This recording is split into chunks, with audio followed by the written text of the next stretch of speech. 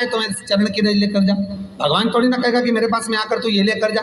भगवान तो कहेगा मेरे पास में आया है, मांगना कुछ मत, बस मुझे जो स्नान कराया है मेरा चरणोदक लेकर जा, छीट दे पूरे घर में, संपदा भरना मेरा काम है। जहां मेरी चरण की रज पहुंच गई वहां संपदा स्वतः पहुंच गई, मैं वहां पहुंच जाता, तो चरणों तक ले जा। पर लोग ले जाते हैं, पूजन करते, कलश भी उड़ेलते, जल भी चढ़ाते, पर आते समय खाली लेकर आ जाते। भगवान को इतना बुरा लगता, मेरे दरवाजे से खाली जाए मुझे कितना बुरा लगेगा। जो आए वो भर कर जाए, भले 2 बूंद लेकर आओ, पर उसमें चरणों तक थोड़ा सा लेकर अवश्य। हमारी माताएं बड़ी प्रेम से कहती हैं, आप लोगों के मन में भी ये बात जरूर होगा, जितने लोग टीवी पर कथा सुन रहे हो, फेसबुक यूट्यूब पर श्रवण कर रहे हो, आपने भी सुना होगा, घर की जो माताएं होती है, कभी भी घर का रसोई घर का बर्तन जिसमें सब्जी बनाई है, 50 लोग अगर जिमने आ रहे हैं और कह दिया आज का निमंत्रण है, 50 लोगों का पार्टी है, ये है वो है, सुहागिल है या ब्राह्मण भोज है, तो वो जो खीर का पात्र होगा, जो बर्तन होगा, जो सब्जी का पात्र होगा, माँ उसको खाली जल्दी नहीं करती है। भले उसमें सब्जी थोड़ी ना थोड़ी पड़ी रहने देगी, जब तक सब जिम कर नहीं चले जाएंगे तब तक उसमें पटक कर रखेगी। क्यों? क्योंकि उसमें उसकी बरकत है।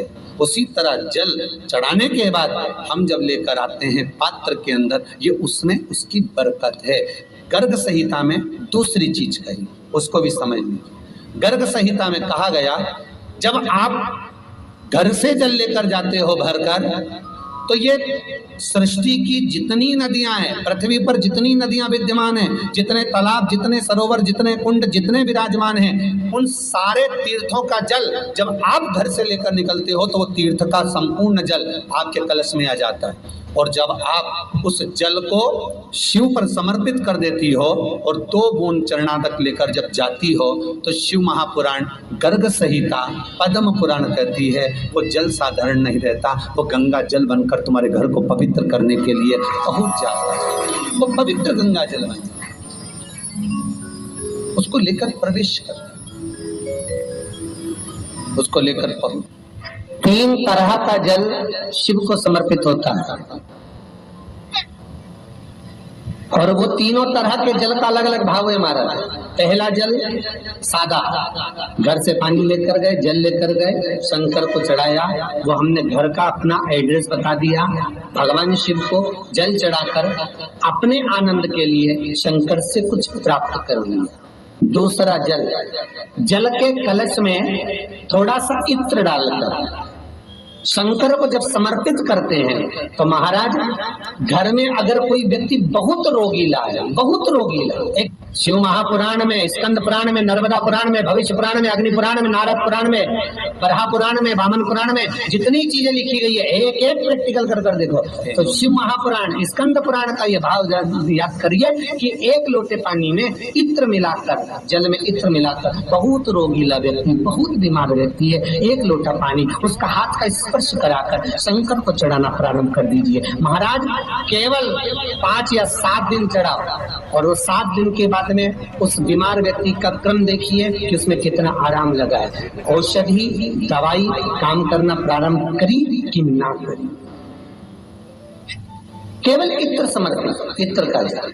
तो पहला जल सादा, दूसरा जल है इत्र का, और महाराज तीसरा जल जो शिव महापुराण के अंतर्गत कहा गया है, बेल पत्र का जल।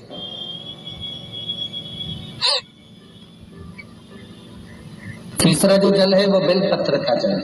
बेलपत्र का जल कैसा? तो महाराज शिव महापुराण की कथा कहती है कि जल के पात्र में एक बेलपत्र अंदर डालकर उस जल के पात्र को ले जाकर शिव को समर्पित करना, अर्थात अपनी मन की कामना भगवान शंकर से कह देना, केवल बेलपत्र के माध्यम, बोलना नहीं है हमको, कुछ हमें कुछ कहना नहीं है। 3 तरह का जल का जो व्याख्यान वर्णन किया गया, एक सादा जल जो भगवान को कहा, आपने अपना एड्रेस बता दिया, आपने अपने मन का भाव बता दिया। इत्र का जो जल चढ़ाया गया वो केवल रोग मुक्ति के लिए चढ़ाया गया। और तीसरा बेलपत्र, अगर उस जल में एक बेलपत्र भी पड़ी हुई है और वो बेलपत्र पड़ा हुआ जल आप जिस भाव से चढ़ा रहे हो, जिस कामना से चढ़ा रहे हो, शंकर वो कामना आपकी पूर्ण कर दे। के लिए ये कथा कर रही है। पितरों की 3 बेटियां, तीनों से गलती हो गई।